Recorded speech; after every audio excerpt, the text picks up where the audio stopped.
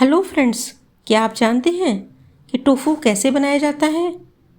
ये दूध से बनाया जाता है या सोयाबीन के दानों से? तो चलिए घर में टोफू कैसे बनाएं, बहुत ही आसान तरीके वो मैं आपके लिए लेकर आई हूँ। प्रोटीन युक्त टोफू बहुत आसान तरीके से आज हम बनाएंगे। उसके लिए मैंने एक बाउल लिया है सोयाबीन, साबित सोयाबीन का दाना, और 2 चम्मच डालिए मूंग की दाल। मूंग की दाल से बहुत ही क्रीमी टेक्सचर आता है और बहुत ही सॉफ्ट पनीर बनके तैयार होता है। और दूसरी चीज़ है कि ये मूंग दाल डालने से हमारा जो टोफू है उसको डाइजेस्ट करने में, हजम करने में बहुत लाभ होता है। अब इसे हमें ओवरनाइट ढक के रखना है या 7-8 घंटे, दिन में भी आप रख सकते हैं। अच्छे से धो के भिगो के रख देना है। फिर एक बड़े बर्तन में इसको मैंने ट्रांसफ़र कर लिया है कि बॉल छोटा था मेरा। अच्छे से इसको मुट्ठी की सहायता से रगड़ रगड़ के हमें धोना है, इसको मसलते हुए। ये देखिए सारे छिलके बहुत आसानी से इसके निकल जाते हैं और ये 2 पार्ट्स भी हो गए हैं इसके टूट के। फिर हम एक कोई छलनी लेंगे, बॉल पे रखेंगे और इसको जैसा वीडियो में देख पा रहे हैं हिला हिला के इसके सारे हम छिकल निकाल देंगे। फिर इसमें पानी डालेंगे। पानी तो चाहे आप यही पानी जो हमने निकाला है इसका, इसी पानी को रीयूज़ कर सकते हैं बार बार। लास्ट में आप साफ पानी से धो सकते हैं, क्योंकि इसमें काफ़ी बार धोना पड़ता है, 4-5 बार भी धोना पड़ सकता है आपको। ये देखिए ये अच्छे से धुल के साफ़ हो गया है, सारे निकल गए। और एक आध दाना अगर रह भी गया है इसका छिकल तो उससे कोई प्रॉब्लम नहीं है, क्योंकि वो आराम से पिस जाएगा।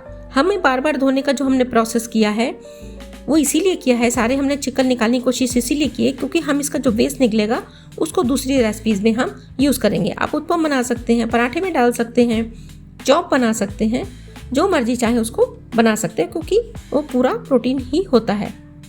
तो ये देखिए पानी डाल के इसको बिल्कुल स्मूथ सा पेस्ट बना लेंगे, बहुत ही बारीक बारीक, जितना आप कर सकें उतना कर लें, ताकि इसमें दूध की क्वांटिटी बहुत अच्छी निकलेगी।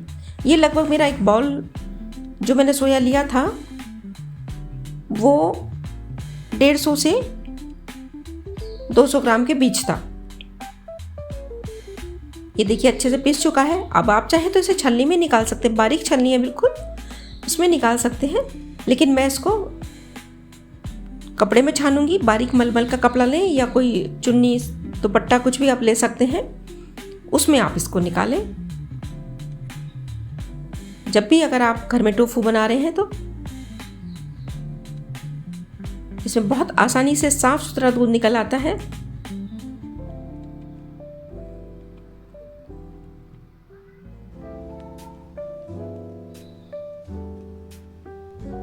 ये देखिए इस तरह से मैंने इसमें थोड़ा पानी ऐड कर लिया, पतला कर लिया है। अब इसको छानेंगे हम, क्योंकि जितना हमको दूध बनाना है उतना तो पानी इसमें हमें छानते हुए डालना ही होगा। इसमें पानी डाल डाल के हमें पतला करके छानना क्यों है? हम गाढ़ा भी छान सकते हैं, ये आपके मन में सवाल आ रहा होगा। लेकिन हमें क्यों पानी डालना है, क्यों इसको पतला करना है, वो आगे मैं बताऊंगी वीडियो में। तो आप मेरी शुरू से एंड तक पूरी वीडियो में बने रहें, तभी समझ पाएंगे कि घर में बहुत आसानी से ये सोया मिल्क और सोया पनीर आप कैसे बना सकते हैं। ये देखिए हमने अच्छे से छान लिया है। तो अब इसमें मैं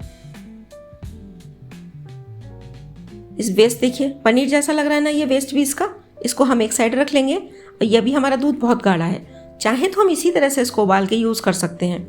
लेकिन हमें इसे 1 लीटर पानी मैंने पीसने में और छानने में यूज़ कर दिया था। अब मैं इसमें 1 लीटर पानी और ऐड करूँगी और इसे बड़े बर्तन में, जिसमें हमें इसे उबालना है, उसमें हम इसे ट्रांसफ़र कर लेंगे। लेकिन ये गाढ़ा है तो इसको उबालने के लिए हम एक पतीला तैयार करेंगे। उसमें अच्छे से हम देसी घी पतीले के तले में और साइडों में लगा देंगे।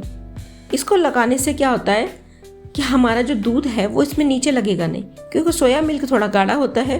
पतीले में नीचे अगर लग के जल जाएगा तो उसकी स्मेल आएगी जले की, और ये दूध पीने लायक या किसी भी यूज़ में करने लायक नहीं रहेगा। अब इसे हम पतीले में पलट लेंगे। अभी भी आप देख पा रहे होंगे कि कितना गाढ़ा दूध है ये। अब इसी तरह से अगर आप इसे उबालेंगे तो ये थोड़ा थोड़ा नीचे लगने के चांसेस हैं, इसीलिए हमें इसे पतला करना होगा, यानी 1 लीटर पानी इसमें ऐड करना होगा। तो 1 लीटर पानी पीसने में और छानने में यूज़ किया मैंने, और 1 लीटर पानी मैंने इसमें बाद में ऐड किया। अब इसकी देखिए कितना अच्छे से कंसिस्टेंसी आ गई है इसकी, यानी प्रॉपर जो दूध होता है वैसा हो गया है ये पतला। अब इसे धीमी धीमी गैस में बिल्कुल लो फ्लेम में लगातार चलाते हुए हम इसे उबाल लगाएंगे।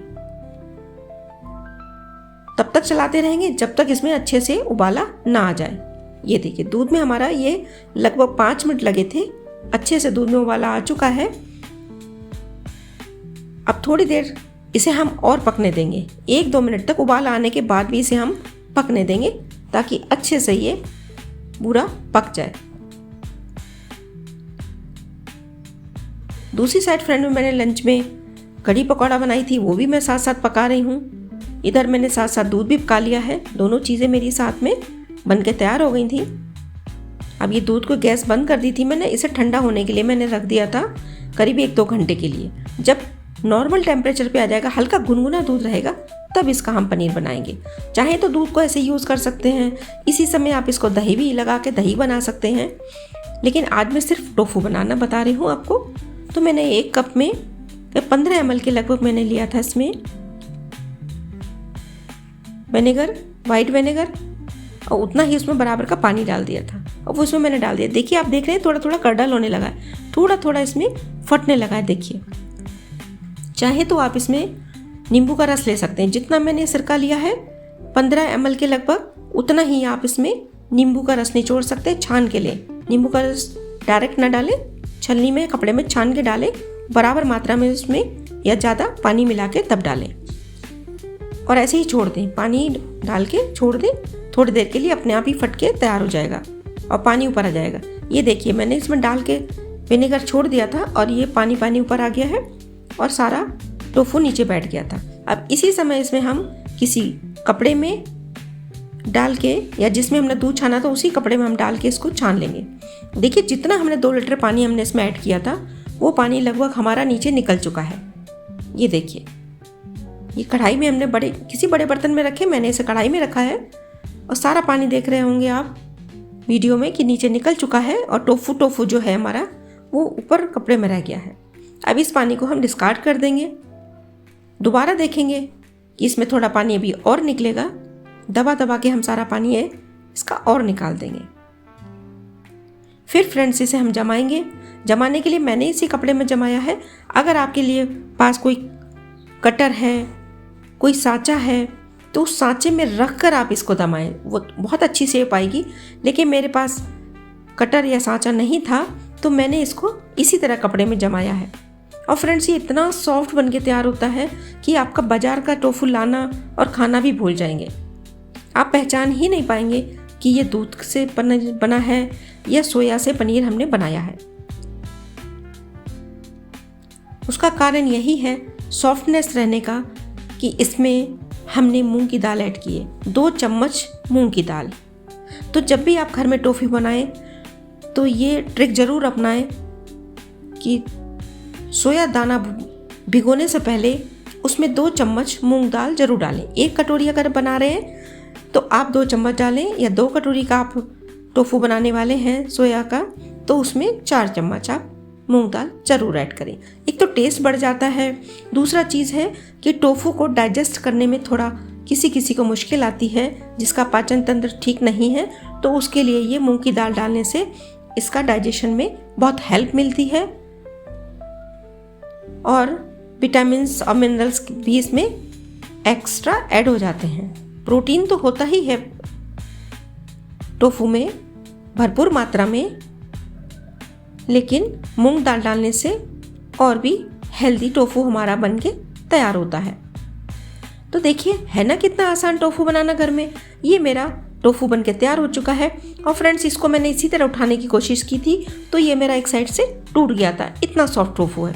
अब मैं दूसरी साइड से कट करके आपको एक पीस दिखा रही हूँ। देखिए इस तरह से बहुत ही सॉफ्ट और बहुत ही फ्रेश, एकदम फ्रेश टोफू घर में बन के तैयार हुआ है। अब इसके हम एक प्लेट में निकाल लेंगे और उसके छोटे छोटे या मन चाहे आकार में पीसीस कर लेंगे। आप चाहें तो इसे 2-4 दिन या 10 दिन फ्रिज में स्टोर करके भी रख सकते हैं, बाद में यूज़ कर सकते हैं अगर ज़्यादा बना रहे हैं तो। और मैं इसी तरह से इसको यूज़ करने वाली हूँ सैलेड में, क्योंकि बच्चे जिम करते हैं, हेल्थ कॉन्शियस हैं, तो उनको टोफू बहुत पसंद आता है। तो उसके लिए मैंने ये टोफू तैयार किया है। तो फ्रेंड्स, आपको पसंद आ रही हो तो एक बार लाइक करें, शेयर करें, और मेरे चैनल पे अगर आप नए हैं तो प्लीज़ सब्सक्राइब करना ना भूलें, और कमेंट्स करके मुझे बताएं कि आपको ये मेरी रेसिपीज़ कैसी लगती हैं। टोफू बनाने का ये मेरा तरीका आपको पसंद आया या नहीं पसंद आया, और टोफू से हम और क्या क्या रेसिपीज़ बना सकते हैं, तो प्लीज़ कमेंट्स करके ज़रूर बताया करें। और नई रेसिपी मैं क्या बनाऊँ आपके लिए ये ज़रूर बताएं। थैंक यू फ्रेंड्स, मिलते हैं इसी तरह एक और नई रेसिपी के साथ। तब तक के लिए टेक केयर, बाय बाय।